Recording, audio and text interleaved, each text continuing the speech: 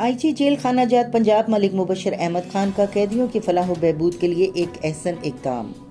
इस हवाले से आईजी जेल खाना जात मलिक मुबशर अहमद खान ने तमाम सुपरिटेंडेंट्स जेल को मरासला जारी कर दिया।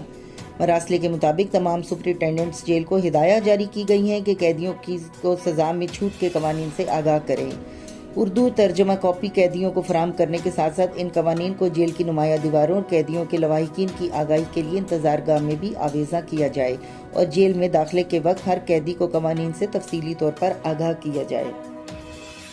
इन कवानीन की पैरवी पर कैदियों को तालीम के हसूल, अच्छे बर्ताव और अतिया खून की बुनियाद पर बिला ताखिर सज़ाओं में छूट दी जाए। इसके साथ साथ रीजनल DIGs को भी हिदायत जारी की गई हैं कि वो जेलों का दौरा करके इन हिदायत पर अमल दरामद को यकीनी बनाएं। आईजी जेल खाना जात पंजाब मलिक मुबशर अहमद खान का कहना है कैदियों की सज़ा में छूट के कवानीन से आगाही बहुत ज़रूरी है ताकि इनकी तवज्जो मनफी की बजाय मुस्बत सरगर्मियों पर रहे, जिससे जेल के निज़ाम में मज़ीद बेहतरी आएगी।